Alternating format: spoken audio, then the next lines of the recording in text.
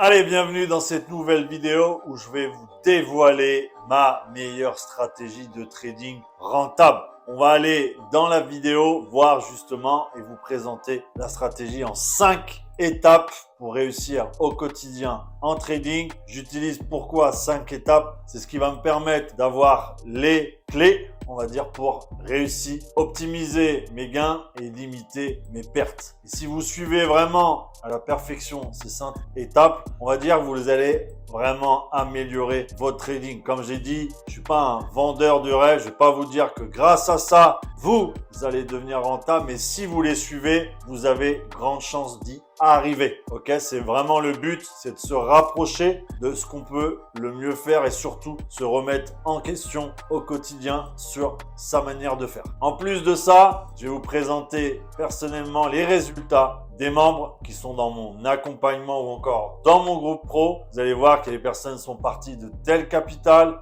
ont réussi à faire tel gain. Comme vous le savez, les gains passés ne garantissent en aucun cas les gains futurs. Donc, on s'emballe pas, même si on démarre et qu'on commence à être rentable. Le but, c'est de garder les pieds sur terre. Donc, une stratégie simple qui va dépendre de votre capital et surtout de votre investissement personnel. On n'a pas aujourd'hui de recette miracle dans le trading, on a surtout des actions. Et ces actions, je les ai récap en 5 étapes qu'il faut appliquer au quotidien et que moi-même, j'applique chaque jour pour réussir ma journée. Comme je le rappelle, c'est du trading. On a énormément de risques qui s'emploient dans ce métier. Donc, on fait attention. Donc, pour l'étape numéro 1, je définis mes objectifs. Avant de commencer à trader, il est vraiment important de définir vos objectifs financiers. Combien je vais gagner aujourd'hui? Combien je vais gagner cette semaine? Et surtout, combien le pourcentage de rendement je veux donner avec mon capital de départ pour ce mois-ci? Une fois que tu as pu définir ce plan de trading, tu vas pouvoir élaborer une stratégie pour les atteindre. Et cette étape, elle est vraiment cruciale. Pourquoi? Parce que ça va t'éviter la FOMO, l'overtrading et surtout permettra d'avoir un plan parfait afin d'éviter de passer 12 heures sur les graphiques comme je peux le voir très régulièrement. Le temps sur les graphiques ne veut pas vous dire que vous allez avoir de bons résultats. Il va falloir aussi éviter d'overtrader et donc de perdre de l'argent suite à cette pratique très courante en trading. Surtout de ne pas cramer ton compte sur le coup des émotions. Parce que plus ton moral ou plus ton mindset est touché, forcément plus tu vas avoir des réactions qui vont te faire perdre. On va aussi permettre de limiter les pertes si la journée n'est pas bonne. Ça arrivera et ça t'arrivera même quand tu seras rentable d'avoir des journées qui ne sont pas bonnes. Le but, c'est de les limiter et surtout de multiplier tes gains de jour en jour grâce justement à cette gestion des prises de responsabilité. Je le rappelle encore et je le dis souvent dans mes groupes ou sur les réseaux, le trading, c'est un marathon et non pas un sprint. Et la deuxième étape, vraiment, consiste à analyser le marché pour trouver les opportunités de trading les plus intéressantes. Pour cela, on va utiliser les indicateurs techniques, on va utiliser les graphiques et surtout l'analyse fondamentale pour identifier les tendances du marché. Pour réaliser vraiment une bonne analyse de marché sur le Forex, j'ai identifié 5 phases importantes à suivre. On a la phase 1, je cherche à comprendre le contexte économique et les tendances du marché. Pourquoi? Savoir dans quel sens va le graphique. C'est important de comprendre ça parce que souvent, on va aller trader soit dans la tendance, ça peut arriver d'être en contre-tendance sur justement un retournement ou sur un très haut historique. Mais la plupart du temps, il va falloir vraiment comprendre le contexte économique. Voilà, qu'est-ce qui se passe? Les tendances du marché et surtout tout ce qui est facteurs politiques, géopolitiques, sociaux ou encore technologiques qui vont vraiment influencer le marché et vous permettre d'éviter des erreurs. Et donc, pour analyser le contexte économique actuel en trading, je vais avoir plusieurs sites. Il y en a une multitude, mais bon, je vais vous citer les plus communs que j'utilise. On va avoir Bloomberg, très belle chaîne d'économie. On va avoir Reuters, d'accord, je vous conseille vraiment d'aller le voir. Et on va avoir Financial Times et Forex Life, qui sont 4 sites. Après, vous connaissez aussi investing.com, on a de l'actualité, du calendrier économique aussi. Mais voilà, vraiment les 4-5 que j'utilise au quotidien. Je sais très bien qu'il en existe aux autres. Mais le but, c'est de trouver celui qui vous convient, avec lequel vous êtes à l'aise tous les jours. C'est vraiment important. En phase 2, je vais identifier les indicateurs clés. Ça veut dire quoi? Une fois qu'on a compris la tendance et le contexte actuel du marché, on va identifier les indicateurs clés qui vont nous permettre de suivre l'évolution du marché. Il peut s'agir tout simplement de données économiques. On va avoir aussi les statistiques de marché et ensuite les indicateurs techniques. Tous les indicateurs clés que je viens de citer, d'accord, qui viennent des données par rapport à l'économie, statistiques ou encore indicateurs, vous pouvez tout simplement les retrouver un peu sur la même série que j'ai donné tout à l'heure, Bloomberg, Reuters, Financial Times. Et je vais vous en donner un autre qui s'appelle Prime Market. C'est une plateforme tout simplement où vous allez avoir toute la marketplace de ce qui se passe sur chaque devise, la force par exemple, d'un CAD JPY, la force du CAD, la force du GPY, telle personne est en vente dessus, telle personne est en achat, un petit peu des données entre parenthèses institutionnelles, mais ça peut, et je vous la partage cette pépite, c'est vraiment un site de malade, Prime Market, ça vaut à peu près dans les 50 € par mois. Et c'est vraiment un outil qui va faire la différence en plus de votre analyse des indicateurs. Et ce site-là, c'est vraiment la folie. Je vous le conseille en tout cas si vous voulez progresser. Donc la phase 3, c'est tout simplement analyser la tendance. À l'aide encore des indicateurs, on va pouvoir aller sur l'analyse graphique. Tout ça va vous montrer vraiment la grosse tendance. C'est important de regarder si on est sur une tendance haussière ou baissière, depuis combien de temps. Il y a vraiment beaucoup de détails et je vous invite justement à aller voir l'une de mes vidéos où je vous apprends à analyser les graphiques. C'est tout simplement, le titre c'est comment j'analyse mes graphiques en trading. C'est vraiment une formation qui est quand même très complète et je vous invite à aller la voir pour progresser sur ce point. Ensuite, la phase 4 où je vais évaluer les risques et les opportunités. Une fois que j'ai fait ma tendance, que j'ai fait vraiment toutes les phases une par une, on va aller évaluer ces risques et ces opportunités. Pourquoi? Parce que ça va dépendre de l'évolution du marché, impact ou pas à la hausse ou à la baisse, et il va falloir évaluer tous ces facteurs sur mes investissements. Ça va être tout simplement une annonce économique, un discours de Powell, donc de la Fed, ou encore un discours ou une annonce de la BCE, l'effondrement, on a eu il n'y a pas longtemps des banques, et on va anticiper tous ces risques potentiels qui peuvent donner justement un changement sur les marchés. Ça peut être brutal et ça peut être, et souvent c'est le cas, ces actions vont faire carrément liquider certains investisseurs qui vont perdre des millions et des milliards sur des positions suite à ça. Donc il faut vraiment prendre en compte tout ce qui peut faire varier le marché et surtout brutalement, et on peut se protéger. On va pas anticiper ce qui va se passer, mais on va en amont se protéger avec soit un stop loss, soit un BE au prix d'entrée pour éviter d'aller à contresens et de se retrouver certainement avec une perte. La phase 5, ça va être de faire des prévisions. Aujourd'hui, on le sait, le price action, qui est ma stratégie, a pour but d'anticiper et de comprendre la réaction du prix sur, par exemple, un support, une résistance, un trendline. Et c'est surtout ça qui va faire en sorte qu'avec le volume, par exemple, combiné à Prime Market, où je vais savoir en temps réel là où est investi l'argent et surtout dans quel sens va mon graphique. Ça me permet surtout de préparer des scénarios court terme et des scénarios long terme. On dit souvent en swing ou en day trading, c'est exactement ça. On va se préparer. Le but, c'est pas de deviner le marché, ça n'existe pas un trader qui fait ça, mais d'anticiper. Anticiper la réaction du prix par rapport à un plus haut historique ou un plus bas historique, où on est censé retrouver sur un plus bas historique des acheteurs. Parce que ils sont, comme tout le monde, ils réagissent à ce prix-là et donc on peut aller voir un marché qui repart à la hausse sur du court ou du long terme. Mais vraiment, en suivant ces 5 étapes,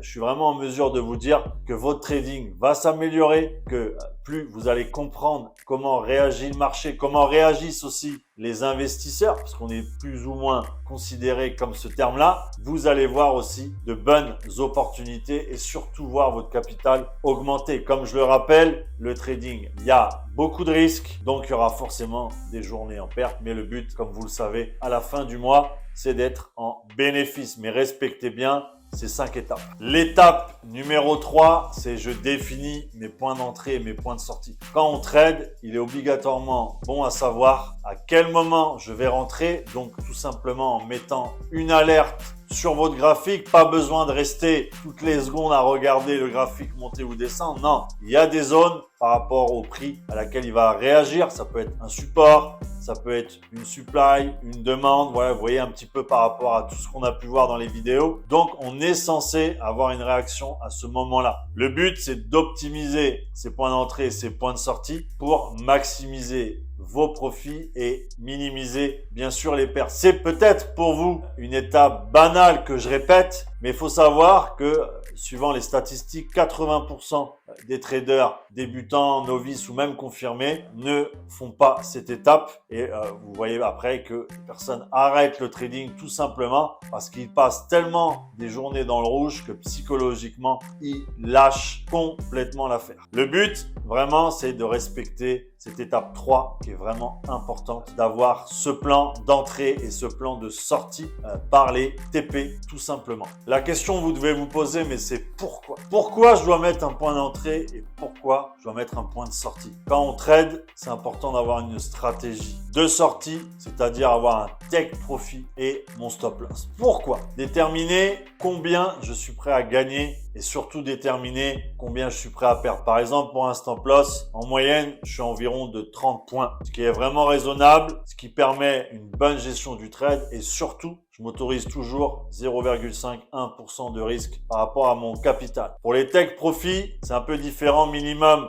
toujours 30 points sur mon TP1. Tout dépend de la zone. Est-ce que j'ai une zone de liquidité? Est-ce que j'ai une zone, on va dire, de demande? D'accord? Pour aller fixer ce TP, je vais utiliser aussi le Fibonacci avec le retracement et la Golden Zone pour aller définir mon TP final. Vous voyez qu'il y a toute une stratégie derrière. Il n'y a pas de hasard. Sinon, le hasard va vous amener à ne pas être rentable. Pourquoi? J'explique tout ça parce qu'il y a beaucoup de personnes qui lancent un trade et qui ne mettent pas de take profit. Ça veut dire qu'ils déplacent tout le temps le take profit en se disant, bah allez, je vais aller chercher plus loin. Et à un moment donné, logique, le trade ou le graphique va se retourner. Les acheteurs reprennent la main pour faire remonter le graphique et le marché. Et du coup là, vous paniquez, vous savez plus quoi faire, vous fermez le trade, vous faites n'importe quoi. Alors que si vous aviez mis simplement un TP, le trade est terminé. Vous regardez si vous pouvez pas, pourquoi pas le reprendre plus loin sur un autre pullback, un petit peu la stratégie du price action qui est cassure de trendline et on attend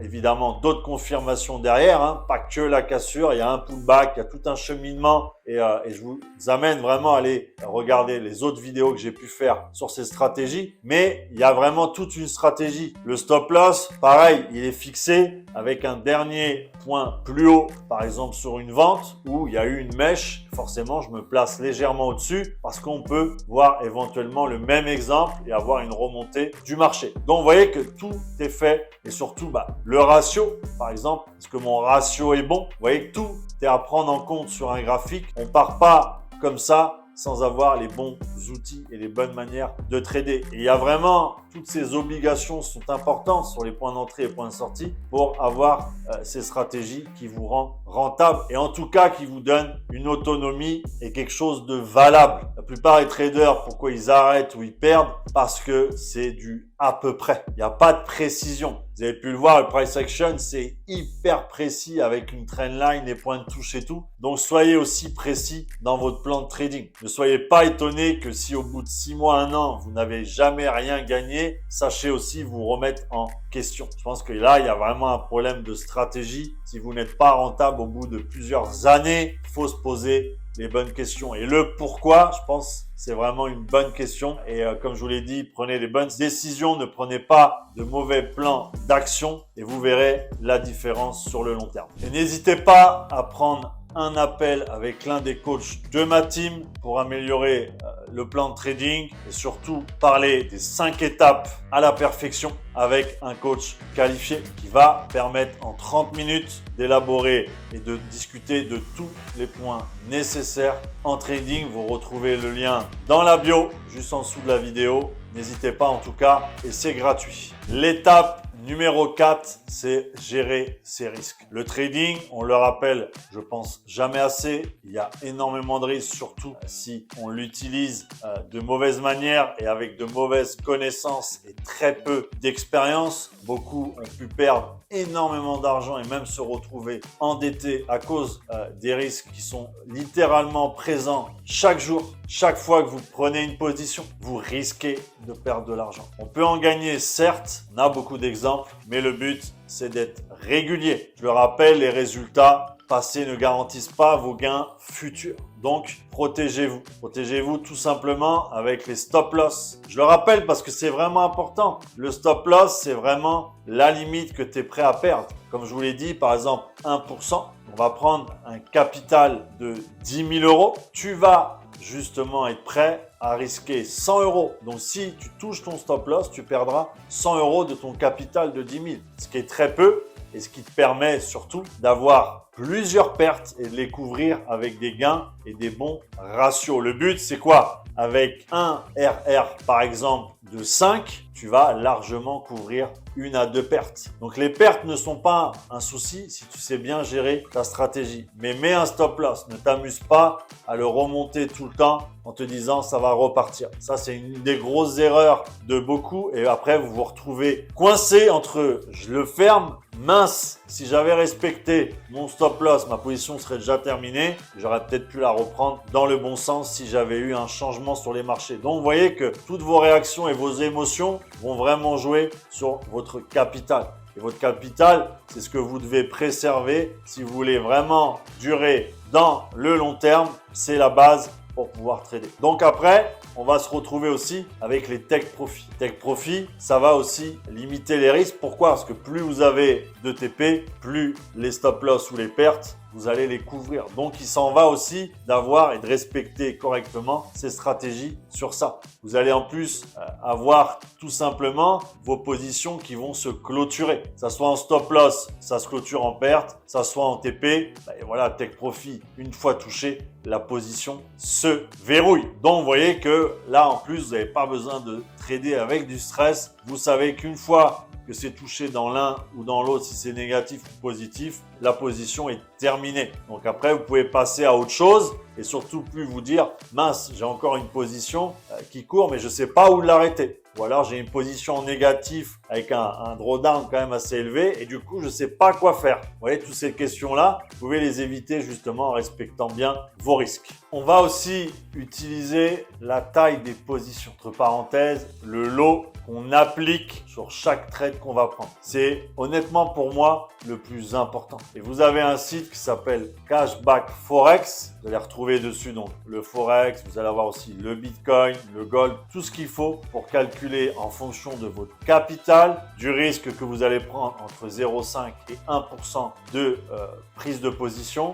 En plus de ça, la taille en pips, donc comme je vous l'ai dit, en règle générale, 30 points maximum, il va tout simplement calculer la taille de la position. Si vous voulez prendre plusieurs positions, il va falloir diviser ce lot par le nombre de positions et non pas prendre une position avec le calcul plus une autre. Là, ça y est, vous êtes à peut-être 1% de risque au lieu de 0,5. Donc, mettez toujours ça dans votre tête que plus vous multipliez les positions, plus il va falloir diviser ce lot. C'est vraiment important et c'est là où beaucoup de personnes crament leur compte parce qu'ils ne respectent pas ça et font de la loterie, du casino vraiment avec leur capital. Et c'est ça qui est dommage de perdre sur des choses qui sont pour moi idiotes parce que c'est logique de calculer en fonction de son capital et de ne pas surestimer vos capacités. En plus de ça, il va falloir aussi diversifier votre portefeuille. Ça veut dire quoi? On ne va pas mettre tout notre capital sur un seul trade ou sur une seule devise. Essayez d'explorer, que ce soit le Forex, le Gold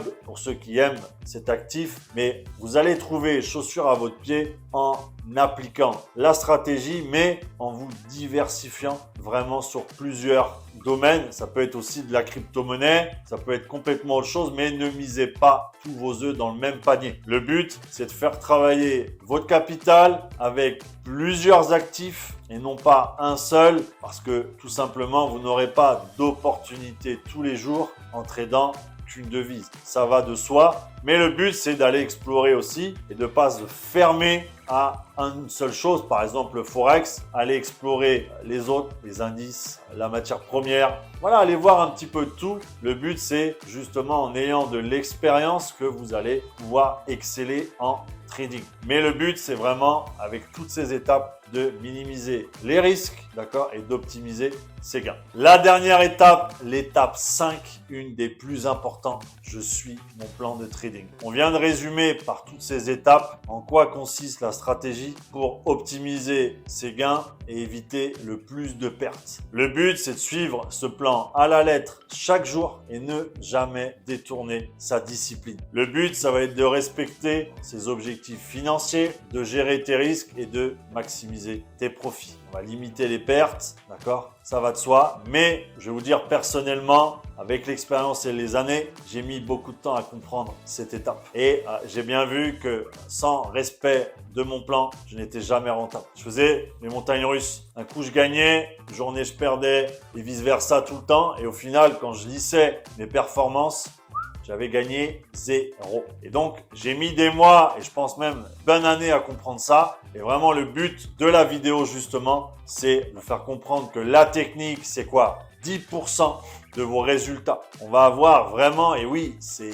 vous avez peut-être du mal à l'entendre, c'est 90% de psychologie de trading. C'est ça qui va vous donner de bons résultats. Et on a beau dire ce qu'on veut, on est humain. Et l'humain, avec le cerveau, vous le savez, qui gère toutes vos actions, toutes vos émotions. C'est lui, tout simplement, qui va vous faire prendre ces mauvaises habitudes ou ces mauvaises actions qui vont vous faire perdre de l'argent au quotidien. Mais le plus important, c'est de rester dans son plan de trading, d'appliquer les 5 étapes de ces stratégies pour voir vos résultats littéralement changer. Tu vas pas devenir millionnaire grâce à tout ça. Le million que tu pourras faire dans l'avenir dépendra aussi de ton capital et de ton expérience et des connaissances que tu auras acquises tout au long des années. Mais en respectant au quotidien ce journal de trading, comme je peux l'appeler en 5 étapes, tu devrais vraiment littéralement voir une progression dans ta rentabilité et avoir une régularité sur tes chiffres au quotidien. Le but, la psychologie, il faut être ultra fort pour faire du trading. Mettez aussi votre stress de côté. On peut avoir des émotions, mais le stress, je pense, c'est vraiment le pire dans le trading qui va vous bouffer littéralement de l'intérieur. Et j'ai vraiment une technique que j'applique encore aujourd'hui, c'est de prendre un trade et de ne pas regarder trop les écrans ou mon téléphone. Je fais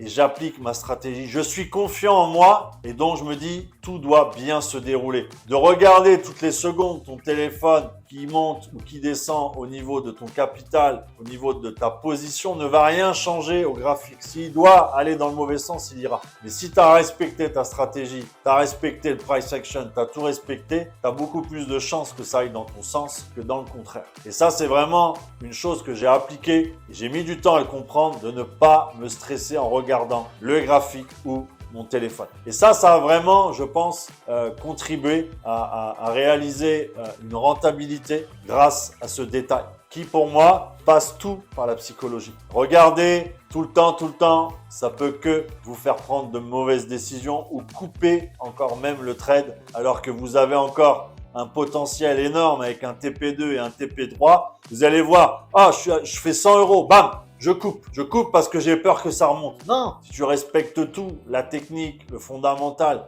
et surtout une bonne psychologie, il n'y a pas d'intérêt de le couper si tu n'as pas atteint ton objectif. Tu l'as fait tout simplement parce que tu regardais ton graphique ou encore tu regardais la somme qui tourne Et c'est ça qui t'a fait prendre la décision. Mais en aucun cas, tu peux dire que c'est une bonne action. C'était une mauvaise action. Et donc, le but, vraiment en suivant toutes ces étapes, un plan de trading journalier efficace, tu vas maximiser tes gains et tu vas grandement limiter tes pertes. Mais c'est pas terminé, c'est pas terminé. Je vais te demander tout simplement de t'abonner à la chaîne parce que je vais sortir une vidéo la semaine prochaine qui va être sur l'analyse fondamentale et on va pousser sur ce point-là qui est énormément, on va dire, mis de côté par les traders. Donc, mets un like pour toujours donner de la force à la chaîne. N'oublie pas d'activer les notifications pour ne pas oublier que la chaîne a publié une nouvelle vidéo. Et surtout, mets un commentaire si la vidéo t'a plu. Je te dis à bientôt. Ciao, ciao.